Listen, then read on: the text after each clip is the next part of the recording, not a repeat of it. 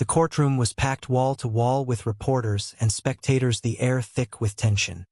When the prosecutor asked if I knew Julian Hayes intimately, I looked straight at the judge and said no, even though my heart was breaking as Julian's eyes met mine from the gallery. The word hung there like a lie I could never take back. My father's lawyers nodded approvingly from the defense table, but all I felt was the floor dropping out beneath me. How had it come to this? Just 2 years ago, Julian and I had been laughing over coffee in our small Chicago apartment, planning a quiet weekend getaway to the lake house we rented under a fake name. He was the architect with the easy smile and messy brown hair, always sketching ideas on napkins. I was the rising corporate lawyer at Hale Enterprises, trying to prove I belonged in my father's world without ever letting anyone see the real me. We had met in college at Northwestern, both freshmen assigned to the same dorm room. What started as late-night talks about dreams turned into stolen kisses and promises we swore to keep hidden. My family, the powerful Hale dynasty built on real estate and political connections, could never know. Dad especially would have cut me off without a second thought. So we lived carefully separate entrances to the building, coded text messages, and weekends away where no one knew our names. But now everything was unraveling in front of the entire city. The trial against my father for embezzling millions from city contracts had dragged on for months, and somehow the prosecution had dug up Julian as a witness. He had worked on one of the building projects as a consultant and apparently overheard things he shouldn't have. I had begged him not to testify, but he refused, saying the truth mattered more than our secret. The night before the trial, we argued in the kitchen until the sun came up. "You're asking me to lie under oath, Victor," he had said, his voice shaking. "I love you, but I can't do that." I had held him then, promising everything would be okay, but deep down I knew I would choose my family's legacy if it came down to it. Now, sitting on that witness stand with the whole world watching, I had done exactly that. The judge called a short recess and I stepped down, legs numb. Julian was already gone from the gallery. My phone buzzed in my pocket, a single message from him. "We're done." The words hit harder than any gavel. I pushed through the crowd, ignoring the reporters shouting questions, and headed straight for the parking garage. My hands shook as I unlocked the car. How was I supposed to explain this to anyone? The secret we had guarded for years was now a weapon, and I had turned it against the only person who truly knew me. Back at the family estate in the suburbs, my mother waited in the living room, her face pale.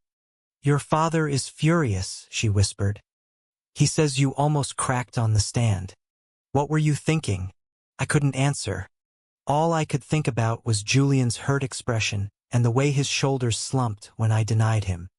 That night I drove to our apartment, the one we had shared in secret for 18 months. The lights were off and his key was on the counter with a note. "Take care of yourself, Victor. I need time." I sank onto the couch, staring at the sketches he had left pinned to the wall, drawings of houses we had dreamed of building together someday far away from Chicago. The weight of what I had done pressed down until I couldn't breathe. This was supposed to be my life, the careful balance I had maintained for so long. Now it was shattered, and I had no one to blame but myself.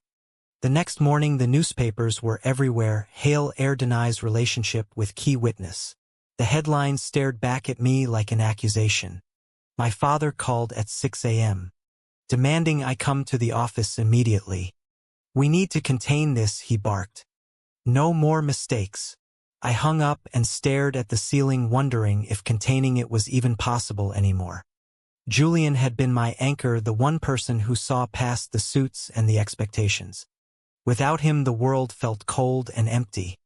I grabbed my keys and headed out, not sure where I was going, only knowing I couldn't stay here. The drive took me downtown, past the courthouse where everything had fallen apart. I parked and walked the streets until my legs ached, trying to outrun the guilt.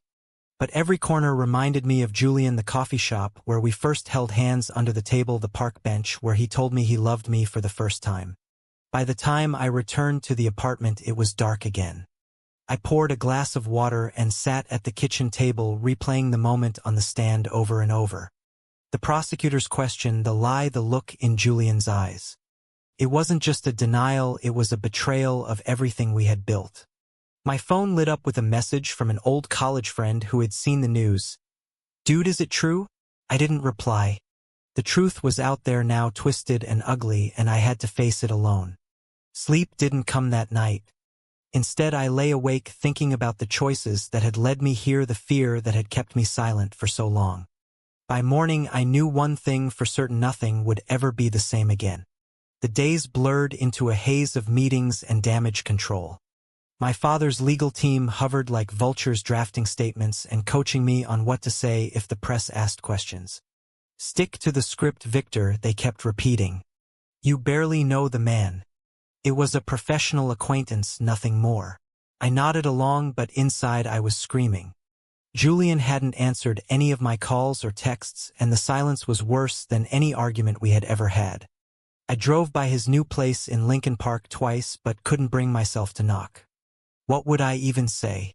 Sorry I erased you in front of the world? The trial resumed on Wednesday, and I was back in the courtroom, this time as a spectator.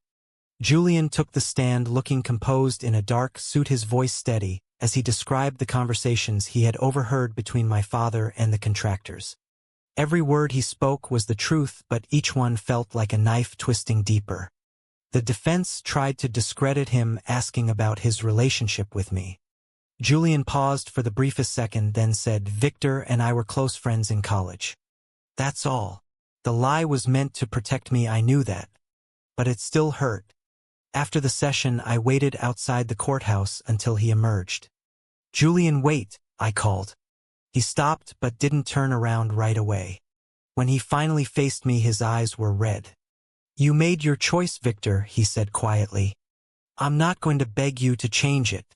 We stood there on the steps with people streaming past us.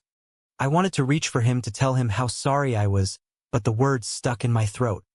Instead, I watched him walk away until he disappeared into the crowd. That night, I met my sister Claire at a quiet bar downtown. She had always been the one person in the family who suspected something. "It's true, isn't it?" she asked after her second drink.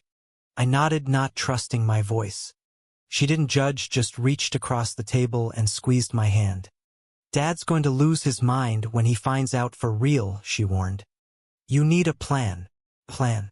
The word felt impossible. My entire life had been built around protecting the Hale name.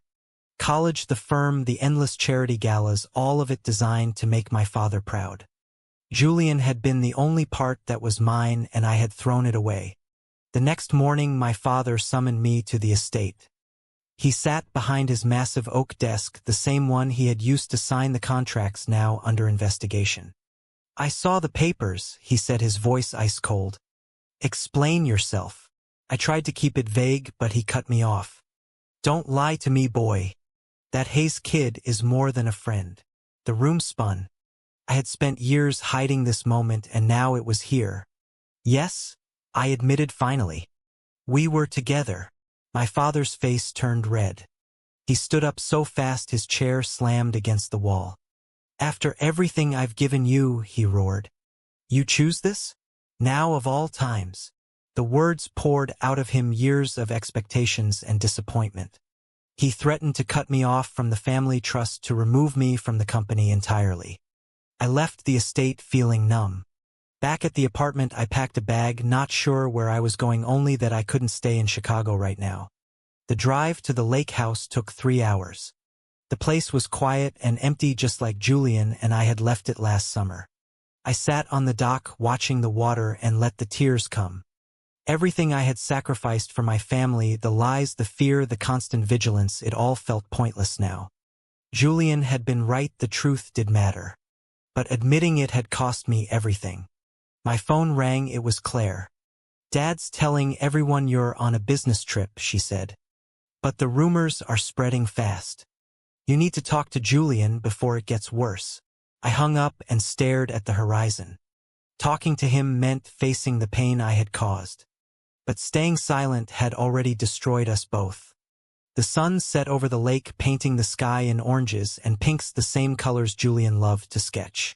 I pulled out my phone and typed a message. "I'm at the lake house. Please come. We need to talk." I hit send before I could change my mind.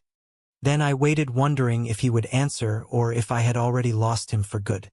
The knock came at dusk 2 days later. I opened the door and there stood Julian, rain dripping from his jacket, his eyes guarded. "I almost didn't come," he said, stepping inside. The lake house felt smaller with both of us in it again. We sat at the kitchen table, the same one where we had shared breakfasts and secrets. "I'm sorry," I started, but he held up a hand. "Sorry doesn't fix the fact that you looked me in the eye and said I meant nothing." His voice cracked on the last word. We talked for hours, going over every moment that had led to the courtroom. I told him about the pressure from my father, the fear of losing my career, the way I had convinced myself that denying us would protect us both. Julian listened, then shared his side, the humiliation of being outed publicly, the calls from his own conservative parents back in Ohio who had seen the news. "They hung up on me, Victor," he whispered. Just like that. The pain in his voice mirrored my own. We weren't the same people we had been when we first fell in love. The world had forced us to change, and not for the better. That night we didn't touch, didn't sleep in the same room. But the next morning he made coffee the way I liked it, 2 sugars, no cream. It was a small thing, but it felt like a crack in the wall between us. We spent the day walking the trails around the lake, talking about everything except the future. "What happens when the trial ends?" he asked at one point. I didn't have an answer. Back in Chicago, the pressure mounted. My father's lawyers leaked a statement claiming I was under stress and that any personal matters were private. The media ate it up, speculating about our relationship like it was entertainment. I started receiving messages from old colleagues, some supportive, some vicious. One night I broke down and called Julian. "I can't do this alone," I admitted. He showed up at the apartment an hour later with takeout and a 6-pack of the local beer we both liked. We ate in silence, then he said, "I'm not ready to forgive you completely. But I'm not ready to walk away either." It was the first real hope I had felt in weeks. The trial entered its final phase and I was called back to the stand for cross-examination. This time, when the defense asked about my relationship with Julian, I hesitated. The courtroom held its breath. "Yes," I said finally. "Julian Hayes is the man I love."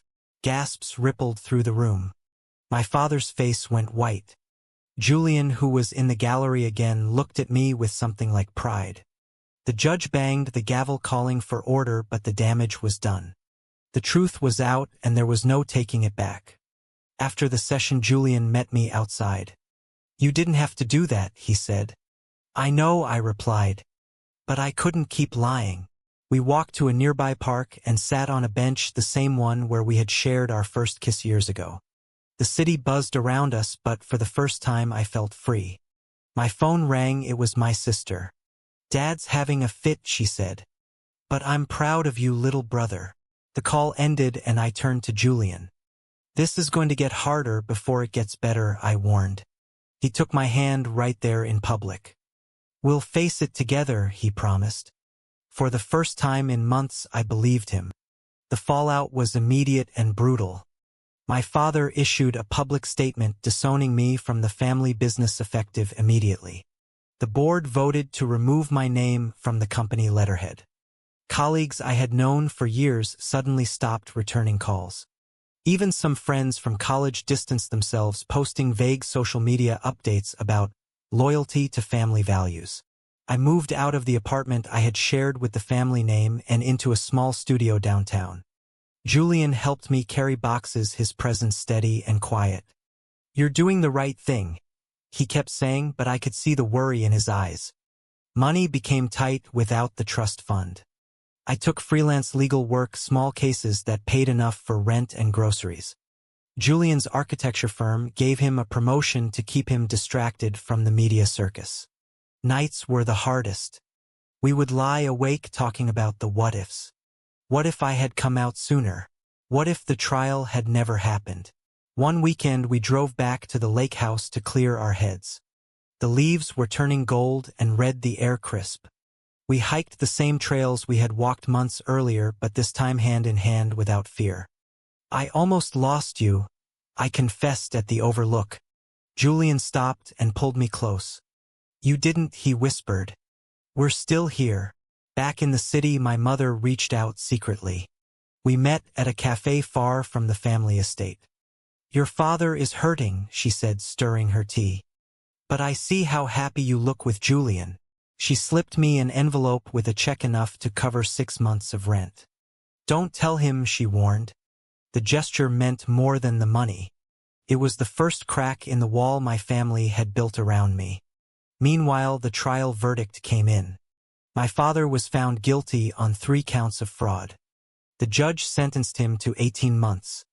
The media frenzy peaked with headlines about the gay heir who brought down the empire. I avoided the cameras, but Julian insisted we go out for dinner one night anyway. "We can't hide forever," he said.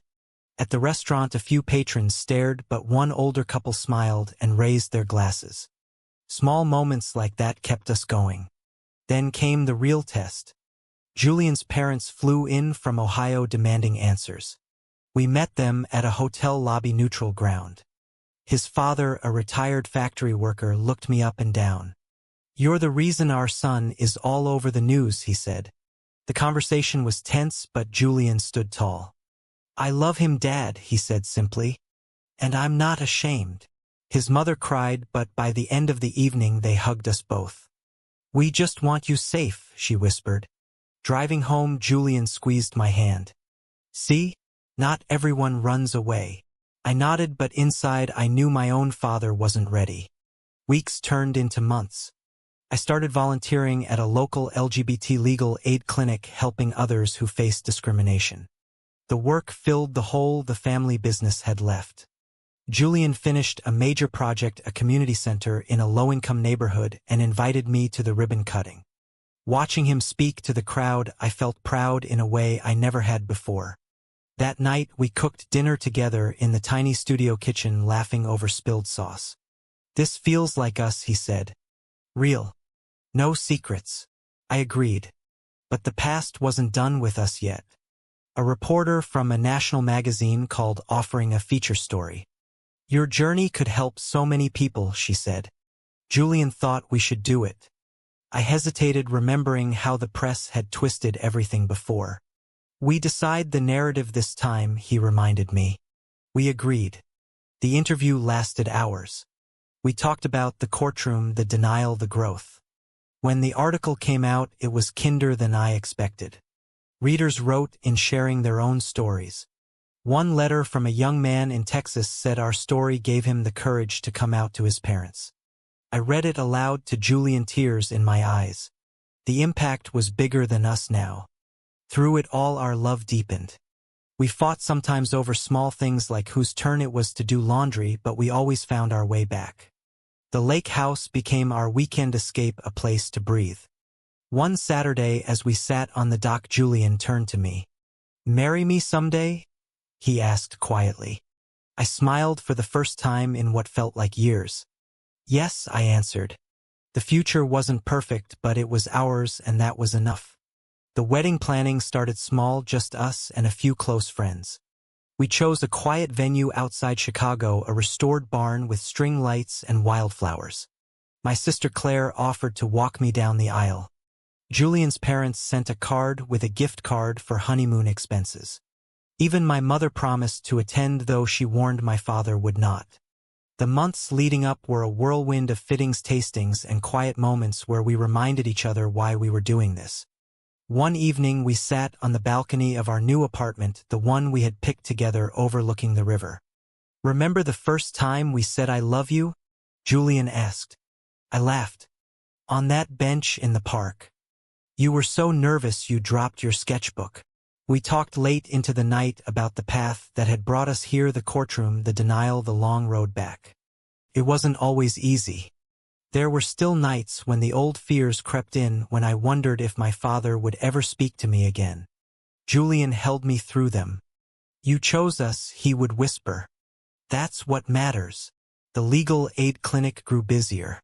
I took on a case for a young trans woman facing workplace discrimination. Winning it felt like justice, not just for her but for the version of myself who had once been too scared to speak. Julian supported every late night, every weekend meeting. His own career flourished too. He was asked to design a new wing for the city's LGBTQ community center. The groundbreaking ceremony was emotional. He thanked me in his speech, calling me his rock. The audience applauded, and for once I didn't flinch at the attention. As the date approached, my father sent a single text. "I won't be there, but I hope you're happy." It stung, but I replied with the truth. "I am, Dad. I really am." The morning of the wedding dawned bright and clear. I stood in the barn adjusting my tie when Claire knocked. "You ready?" she asked. I nodded. Julian waited at the end of the aisle, looking handsome in his navy suit. As I walked toward him, everything else faded, the years of hiding, the pain, the growth. We exchanged vows we had written ourselves, promising to choose each other every day. The kiss that sealed it was simple and perfect. At the reception, friends and family danced under the lights. My mother hugged us both, tears in her eyes. Julian's parents joined in a group photo, smiling proudly. Later that night, we slipped away to the lake house for our first night as husbands. The water lapped gently against the dock. "We made it," Julian said, pulling me close. I rested my head on his shoulder. The journey had been long and painful, but it had led us here stronger than before. The next months brought new challenges. We bought a house in the suburbs, a modest place with a backyard big enough for a dog. Work kept us busy, but we made time for date nights and weekend trips. I started writing a blog about LGBT legal issues, sharing our story in small doses. Readers connected. One young man drove all the way from Indiana just to thank me in person. Julian celebrated each milestone with me, sketching portraits of the people whose lives we touched. My father remained distant, but my mother visited, often bringing stories from the family estate. "He reads your blog," she confided once. "He won't admit it, but he's proud." The words healed something deep inside. One summer, we hosted a barbecue for friends old and new. Claire brought her new girlfriend. Julian's parents flew in. We laughed until the stars came out. Looking around the table, I realized this was the family we had built, the one that accepted us completely. The past courtroom drama felt like another lifetime. We had turned pain into purpose, love into legacy. As the years passed, our bond only deepened. We adopted a rescue dog named Max and planted a garden together. Julian's designs won awards. My clinic expanded to 3 locations. Through it all, we never forgot the night everything changed, the night I finally told the truth. It had cost us nearly everything, but it had given us more in return. Life settled into a rhythm that felt both ordinary and miraculous. Mornings started with coffee on the porch, Max at our feet. Evenings ended with sketches and case notes spread across the kitchen table. We traveled when we could, visiting national parks and quiet coastal towns where no one knew our names. Each trip reminded us how far we had come from the secrecy and fear. One autumn, we returned to Northwestern for a college reunion. Walking the campus hand in hand felt surreal. Students recognized us from the news, some shyly asking for advice. We answered honestly, sharing the lessons we had learned the hard way. Back home, we hosted Thanksgiving for a mismatched group of friends and chosen family. The table overflowed with food and laughter. My mother brought her famous pie. Julian's parents contributed stories from Ohio. Claire announced she was engaged, and we toasted to new beginnings. As the night wound down, Julian and I stepped outside under the stars. "Remember when we thought this would never happen?" he asked. I smiled. I remember thinking I had ruined us forever that day in court. He pulled me close. "You saved us instead."